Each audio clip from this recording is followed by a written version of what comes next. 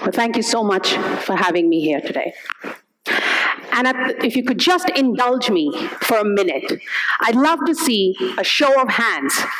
How many of you have been asked the question, what do you want to be when you grow up? That's pretty much everybody.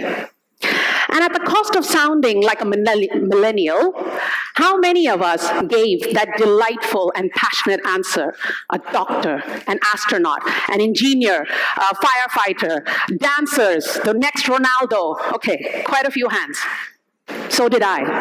And I'm sorry, Gen Z, I'm still learning your aspirations. But how do we feel about that same question today? Are we still giving those delightful and passionate responses when we're asked, what are your plans after college?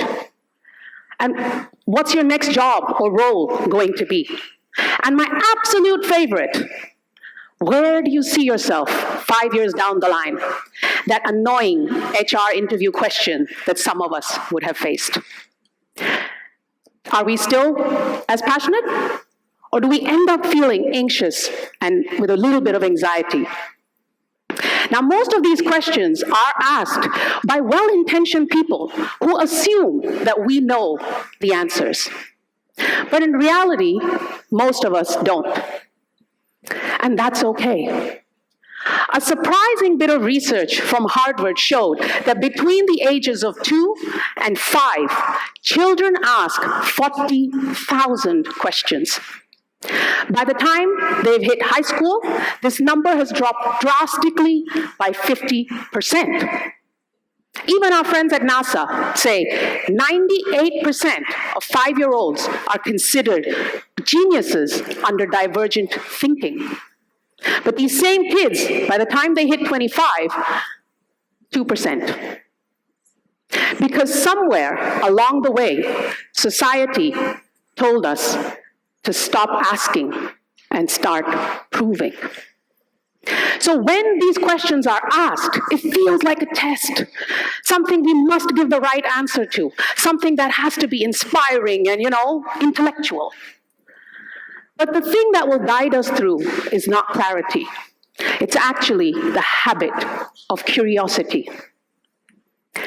Because brands are not built by one big moment of questioning. Leaders don't grow by asking one challenging, bold question. They grow when they keep asking, keep learning, and keep reapplying, even when it feels boring. So yes, curiosity is a habit. And curiosity and consistency must work together. Now, I'd like to walk you through some of the examples that I have learned in my marketing and brand life that probably gave me this clarity. To start off, when I was a young brand manager working across multiple brands and attending different marketing meetings, a lot of them would start off on a very similar tone. What's the next big idea for our marketing launch? What's the next big disruption that we're going to do? And how are we going to beat our competitor? And these questions would energize and charge up the teams, right? They'd make us feel like, yeah, we can break the brand guidelines. Let's create something new. Let's make a disruptive idea. Let's reinvent the wheel. But nothing stuck. We saw amazing sales results from one campaign, but deep reds from another. Brilliant conversational virality on one creative, silence on another. Because our customers could not pinpoint what we stood for. Because every time we showed up as something different. This is when I learned about consistency. Because clarity is great, but it's fleeting. A clear goal, bold idea is amazing.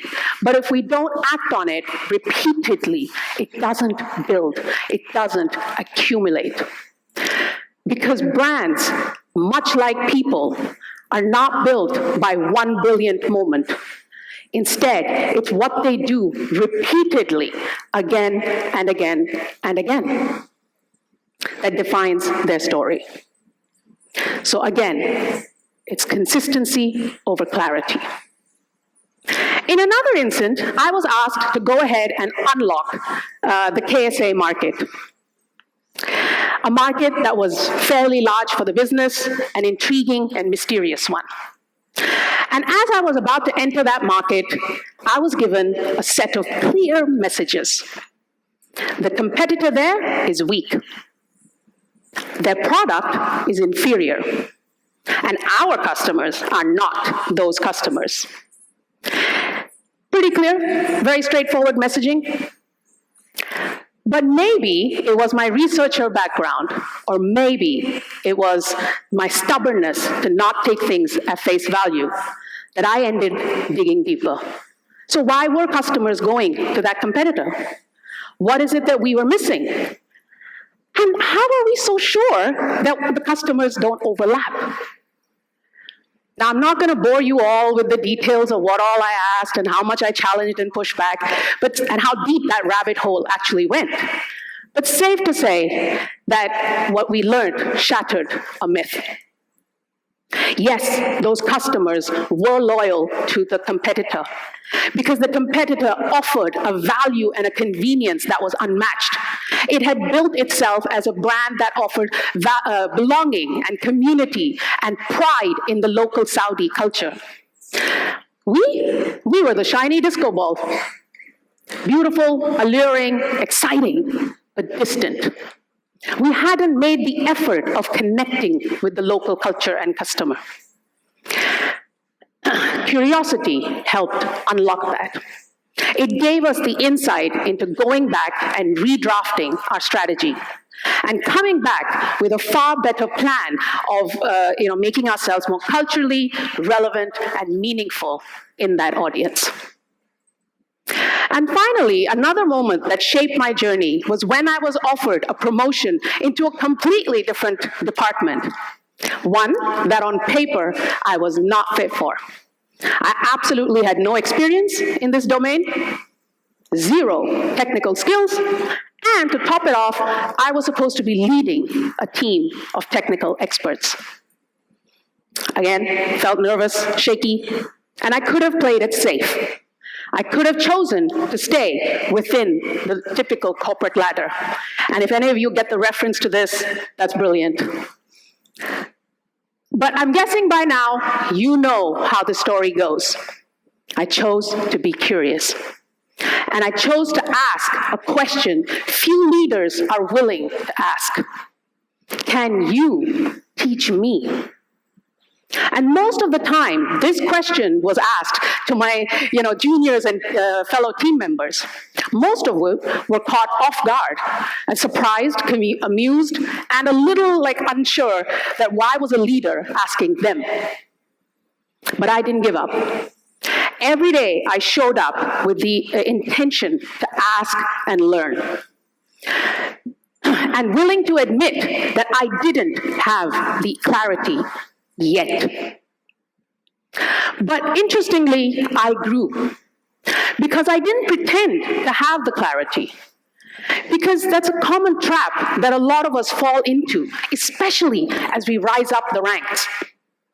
That, as leaders, we must have all the answers. Because not knowing equals not capable. Yeah? But why am I telling all of this to you guys? Because at some point, either you will be asking or you would have been asked, what's your next passion? What are you going to do next? Have you thought about your goals? And most importantly, don't start until you're clear. But clarity is overrated, and it's rare, and it changes with time and experience. But what we can do today and every day is to find that curiosity. Ask the questions that people assume they already know. Be curious about people, not just projects. But most importantly, be curious about yourself. What drives you? What drains you? And you will find that that too changes with time and experience. I'm going to leave you with these 3 thoughts. Because today, when I work with founders and leaders and brands and senior professionals across the system, I repeatedly tell them, keep asking, keep challenging, and keep pushing. Let's never assume that we've reached the end point, because there isn't one. If you wait for clarity to find you before you've even started, you will freeze.